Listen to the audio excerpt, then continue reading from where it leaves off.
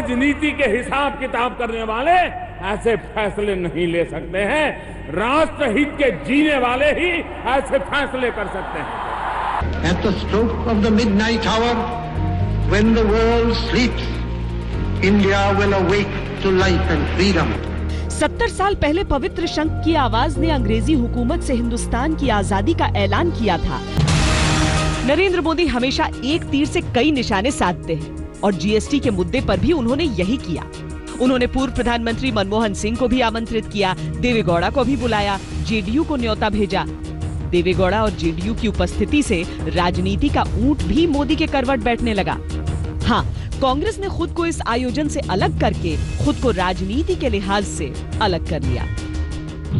अपने देश के इतिहास में कई अवसर ऐसे आते हैं जब देश को एक नई व्यवस्था जो भविष्य के लिए बेहतर हो उसको लागू करने का मौका मिलता है। और स्वाभाविक है जब लागू करते हैं तो कई भ्रम भी होते हैं उस दृष्टि से, लेकिन उनको भी स्पष्ट करने का अवसर मिल जाता है। और मैं निश्चित रूप से मानता हूं कि कई ऐसे बड़े कदम होते हैं जिससे देश की तकदीर आगे बढ़ती है। कांग्रेस की आपत्ति थी कि ये आजादी के उस पावन उत्सव को छोटा करने का षड्यंत्र है, स्वतंत्रता के ऐतिहासिक लम्हे के समकक्ष खड़ा होने का विफल प्रयास। पर मोदी अपने फैसले से डिगे नहीं। समारोह हुआ, ऐतिहासिक हुआ और आधी रात को भी सड़कों पर जश्न दिखा। आज जीएसटी के प्रस्तावों और दरों को शायद अधिकतर लोग भलीभांति नहीं समझ पा रहे हो, लेकिन इतना तो हर कोई समझ रहा है कि कुछ तो बड़ा हुआ है। और यही तो चाहते थे मोदी, और इसीलिए ये है उनका मास्टर स्ट्रोक। देश के 29 राज्य और केंद्र सरकार सर्वसम्मति से इतना बड़ा परिवर्तन एक साथ मिलके यूनानिमस डिसीजन लेके 17 मीटिंग्स हो चुकी थी अभी तक। 17 मीटिंग्स में हर एक निर्णय पूर्ण रूप से सर्वसम्मति से। यहाँ ये बता देना जरूरी है कि जीएसटी को लागू करने की सारी कोशिशें कांग्रेस नेतृत्व वाली यूपीए सरकारें करके हार चुकी थी। गुजरात के मुख्यमंत्री के तौर पर नरेंद्र मोदी खुद उनके सामने दीवार बनकर खड़े थे। अब जबकि वो प्रधानमंत्री हैं, उन्होंने कांग्रेस के समर्थन से ही जीएसटी पास करा लिया। इससे बड़ा मास्टर स्ट्रोक क्या होता? जीएसटी आपके सामने राष्ट्र निर्माण में सहयोग का एक माध्यम बनकर के आया है। अब लोगों के पास पहुंचे, उनको जागरूक करिए, ईमानदारी की मुख्य धारा में आने के लिए प्रेरित करिए। सच्चाई ये है कि जीएसटी की जरूरत देश को है और इसका फायदा हर स्तर पर होगा। जो विरोधी हैं, वो थोड़ी बहुत मीन मेख तो निकाल रहे हैं, लेकिन जीएसटी को देश की बड़ी जरूरत भी बता रहे हैं। 2-3 चीजें हैं इसमें। जैसे हम वन टैक्स वन नेशन की बात कर रहे थे, आज वन टैक्स वन नेशन के नाम पे 0% से लेके 28 और देखें तो 40% टैक्स के कई 6-7 स्लैब्स हो गए हैं। ठीक है, भारत बहुत बड़ा देश है, इकोनॉमी बहुत डाइवर्सिफाइड है। आप हमेशा वन टैक्स वन नेशन के आइडिया से मतलब इतना स्ट्रिक्ट होकर मैरी नहीं कर सकते, लेकिन आपको ये भी देखने की जरूरत है कि 28% टैक्स चाय में डिबो के खाने वाले बिस्किट पे कौन दे पाएगा। जीएसटी कैसे लागू होगा, उसका क्या असर होगा, इन चीजों पर बहस अभी लंबी चलेगी। असर पता चलते चलते वक्त लगेगा। अभी तो आशंकाएं भी हैं, आरोप भी हैं, अटकलें भी हैं, पर दांव किसी मास्टर स्ट्रोक से कम नहीं। बिहार की बेटी की बात कही जा रही है, तो क्या बिहार की बेटी का चयन हारने के लिए किया गया? अरे बिहार की बेटी का चयन तो जीतने के लिए करना चाहिए था। बिहार की बेटी के प्रति इतना सम्मान था तो इसके पहले 2 बार अवसर थे। मुझे समय तो बिहार की बेटी याद नहीं आई थी। राष्ट्रपति चुनाव की बिसात पर नीतीश कुमार का ये बयान मोदी के उस मास्टर स्ट्रोक की गूंज है जिसने मोदी के खिलाफ विपक्षी एकता के प्रतीक महागठबंधन को तितर बितर कर दिया। तो नीतीश जी ने कहा था कि जो सब लोग कहेंगे उसको मानना है, हम लोग को एक साथ चलना है, विपक्ष को एक साथ चलना है। अब एकाएक क्या पता नहीं क्या खिचड़ी पकी नीतीश जी का पार्टी जदयू ने नाम बोल दिया भाजपा के उम्मीदवार का। खुद को विपक्षी ताकत की धुरी समझने वाली कांग्रेस को भी समझ नहीं आया कि ये क्या हुआ।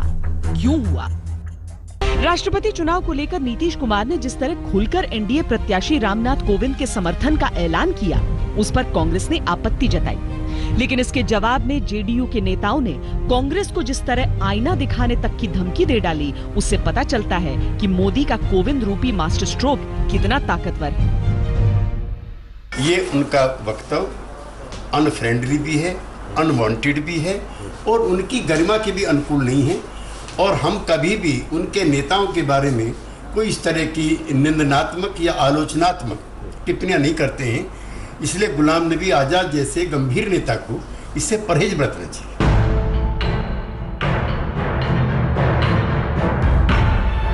विपक्षी एकता के प्रतीक महागठबंधन के दम पर कांग्रेस को यकीन था कि वो राष्ट्रपति चुनाव के दौरान एनडीए प्रत्याशी को कड़ी चुनौती देने में कामयाब हो जाएगी। नरेंद्र मोदी को भी इस बात का एहसास था और यही वजह है कि उन्होंने एनडीए के राष्ट्रपति प्रत्याशी के चयन के साथ ही महागठबंधन की उम्मीदों को ही जोरदार झटका दे दिया।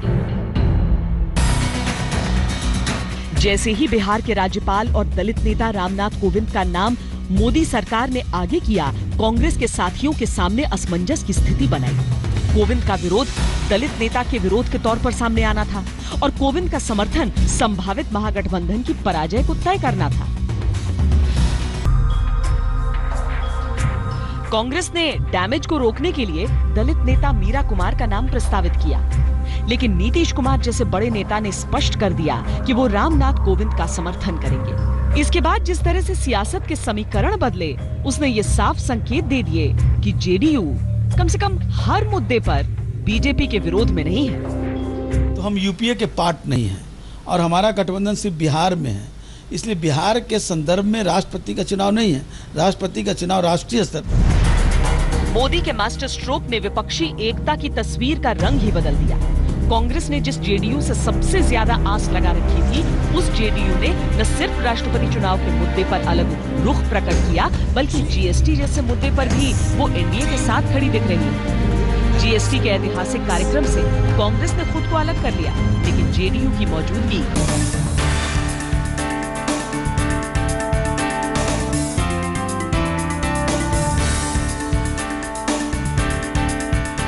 लोकतंत्र की व्यवस्था में जब जनता ही जनार्दन है, तो उसके चुने हुए प्रतिनिधि उसके सामने वीवीआईपी कैसे हो सकते हैं?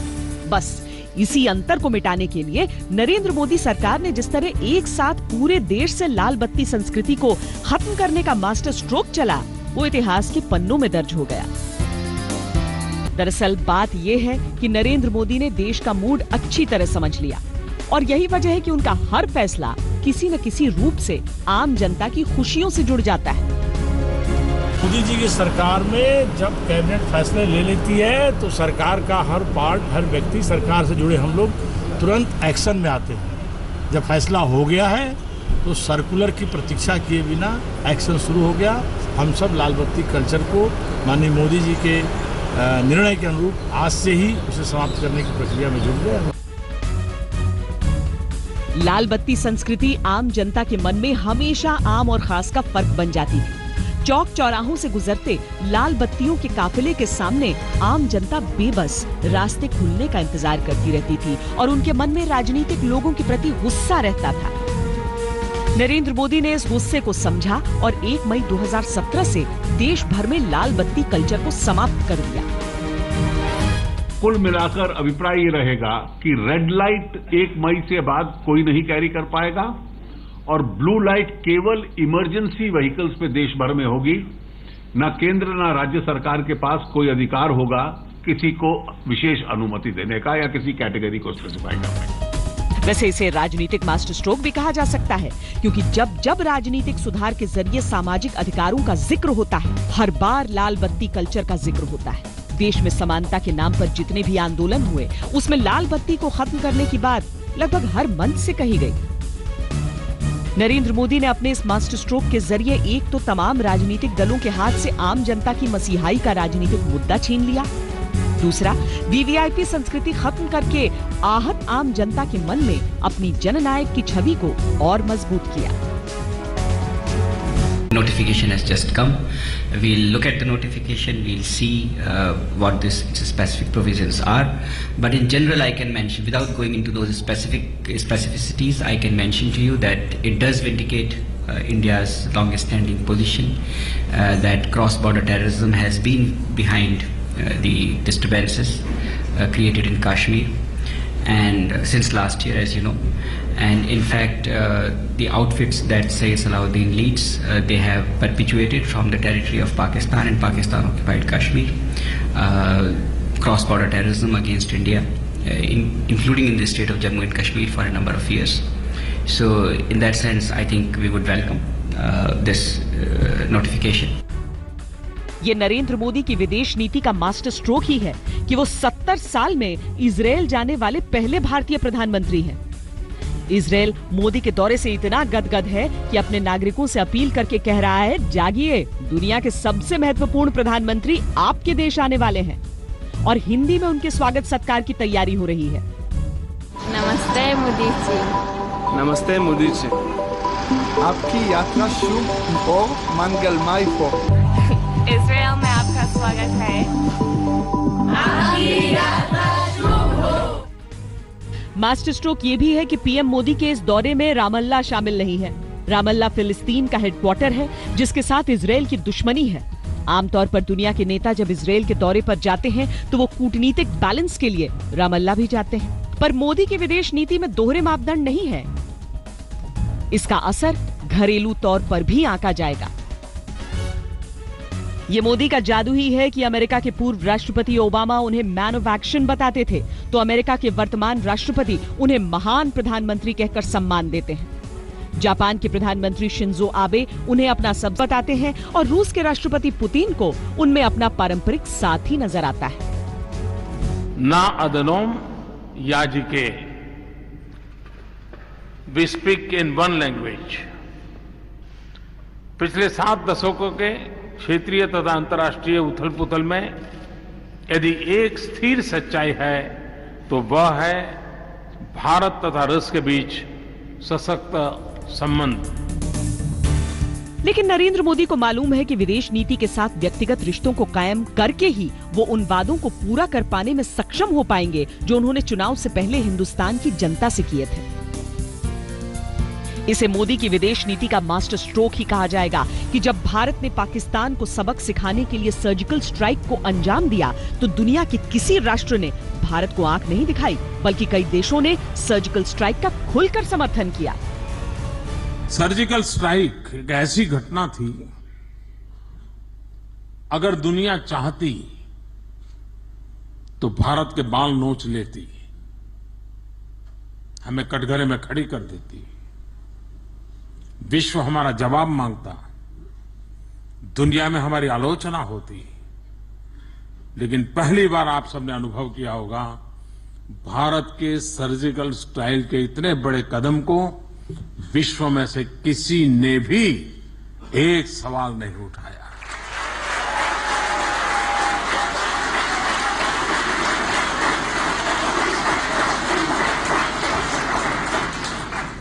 जिनको भुगतना पड़ा उनकी बात अलग है।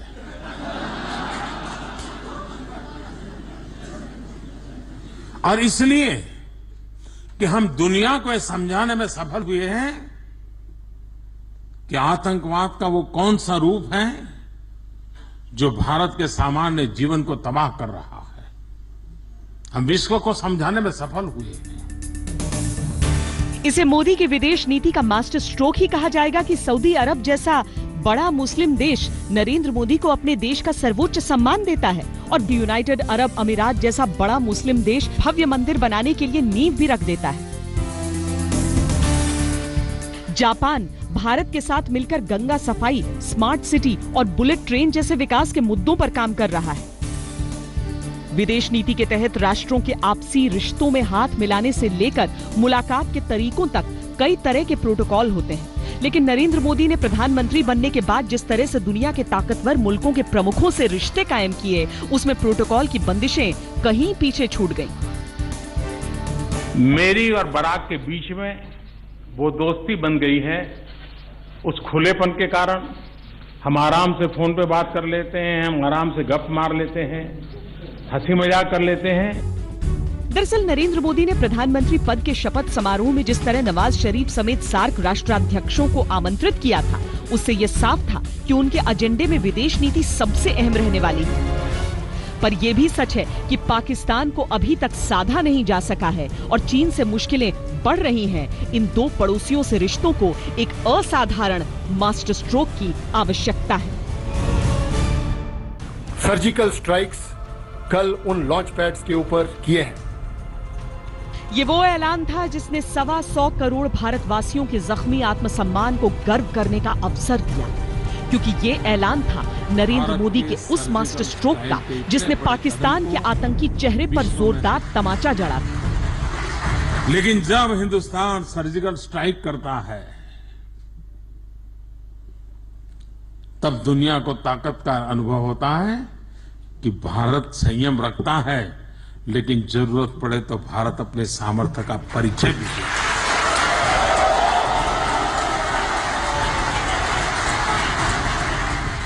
पाकिस्तान लगातार सीज फायर का उल्लंघन करता रहा। पठानकोट एयरबेस समेत उधमपुर और गुरदासपुर में आतंकी हमले होते रहे। मोदी सरकार की तरफ से कड़ी निंदा और मुंहतोड़ जवाब देने जैसे केवल बयान आते रहे। न पाकिस्तान की हेकड़ी कम हो रही थी, न विपक्ष के आरोपों का सिलसिला। ऐसे में 18 सितंबर 2016 की रात उड़ी में हुआ पाकिस्तानी आतंकियों की तरफ से सबसे बर्बर हमला। मां भारती के 21 निहत्थे जवान शहीद हो गए। देश गम और गुस्से में डूब गया। विपक्ष के साथ साथ पूरा देश नरेंद्र मोदी से जवाब मांग रहा था। नरेंद्र मोदी ने सिर्फ इतना कहा कि इस निंदनीय कृत्य के लिए उड़ी के दोषियों को बख्शा नहीं जाएगा। और 29 सितंबर की सुबह जब देश नींद से जागा, तो जो पहली खबर मिली वो शहीदों को सच्ची श्रद्धांजलि देने वाली थी। भारतीय सेना ने रात के अंधेरे में नियंत्रण रेखा से 3 किलोमीटर अंदर घुसकर उड़ी हमले का मुंहतोड़ जवाब पाकिस्तान को दिया था। सेना ने आतंकियों के 7 लॉन्च पैड उड़ा दिए, उनके कई ट्रेनिंग कैंप नष्ट कर दिए और 38 आतंकवादियों के साथ 2 पाकिस्तानी सैनिक मौत के घाट उतार दिए।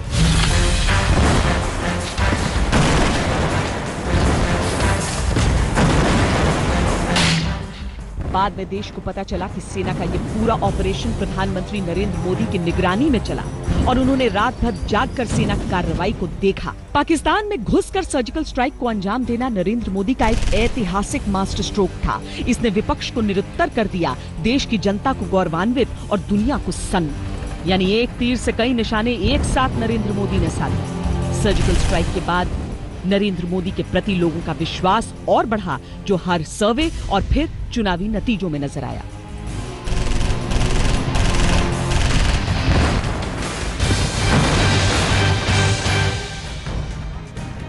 हालांकि म्यांमार में ऐसा ही एक सर्जिकल स्ट्राइक मोदी सरकार अपने कार्यकाल के दूसरे ही साल में कर चुकी थी, लेकिन पाकिस्तान के खिलाफ कार्रवाई मास्टर स्ट्रोक था।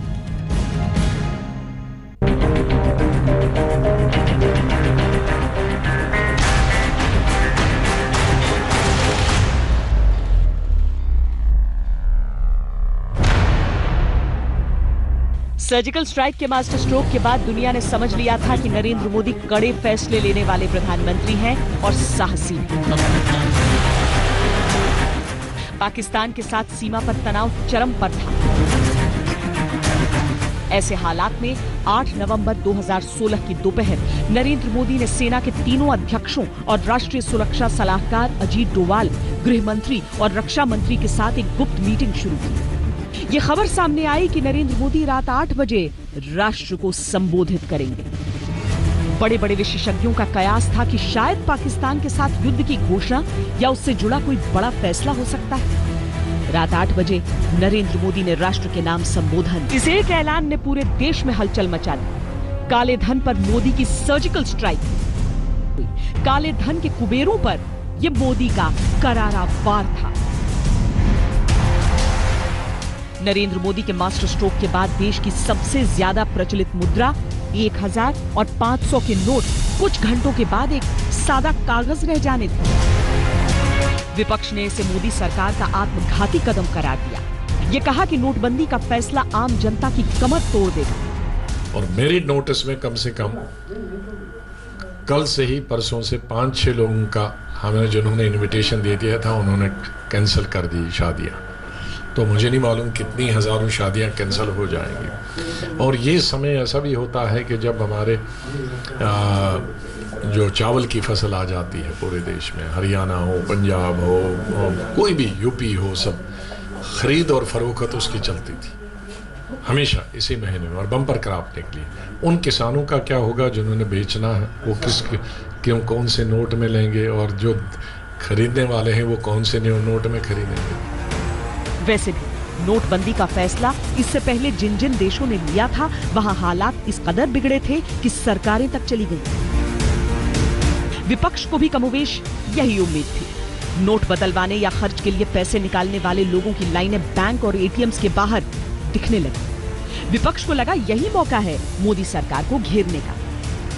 सरकार ने गड़बड़ किया है और इन्होंने बहुत बड़ी गलती की है बिना तैयारी के, इसलिए प्रधानमंत्री जी की हिम्मत नहीं हो रही कि वो सदन के अंदर आकर बैठे और इसके ऊपर डिबेट चले, विरोधी जो उनके सामने बात रखें तो उसको वो सहन कर सके। पर तस्वीर इससे उलट थी। लोग लाइन में लगे परेशानी की बात तो कह रहे थे, लेकिन साथ ही ये कहते थे कि वो नोटबंदी जैसे फैसले के साथ। ये जो फैसला लिया सरकार ने ठीक है कि गलत? बढ़िया फैसला है सरकार। फैसला बढ़िया है। अच्छा, तो फिर फैसला क्यों अच्छा है? फैसला अच्छा है सर, ब्लैक मनी जब नष्ट हो जाएगी। कब से लाइन में खड़े हैं आप? अभी 5 मिनट पहले से।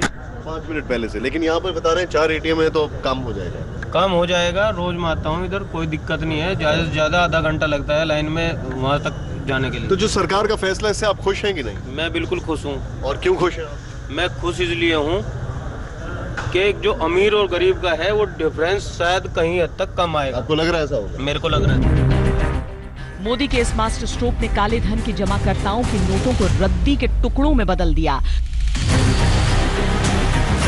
नोट धन्ना सेठों की तिजोरियों से निकलकर गंगा से लेकर गलियों में पड़े दिखने लगे। नोटबंदी मोदी का एक ऐसा मास्टर स्ट्रोक साबित हुआ जिसने अलग अलग मुद्दों पर बटे लोगों को आर्थिक मुद्दे पर एक कर दिया। डिमोनेटाइजेशन का फैसला भी काले धन और भ्रष्टाचार के खिलाफ एक बहुत बड़ा कदम था। लगातार डाटा माइनिंग चल रहा है, कहां से रुपये आए, कहां जमा हुए, कहां गए, कैसे गए, 8 नवंबर के बाद क्या क्या हुआ, बहुत कुछ चल रहा है।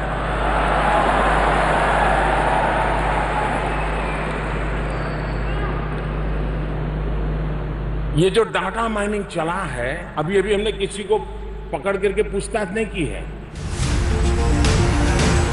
लोकतंत्र में सरकारों के फैसलों की समीक्षा चुनावी मैदान में की जाती है और नोटबंदी मोदी सरकार का अमोघ अस्त्र साबित हुआ। देश के घर घर में गया और नरेंद्र मोदी का ऐसा मास्टर स्ट्रोक बन गया जिसने आधी आबादी के मन में उनकी छवि प्रधान रक्षक की बना दी।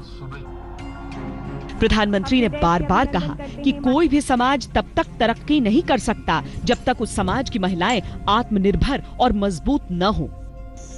उन्होंने पहले अधिक आय वाले लोगों से गैस सब्सिडी छोड़ने को कहा और पूरी जनता की मदद से उन्होंने गरीब महिलाओं तक वो गैस सिलेंडर पहुंचाए।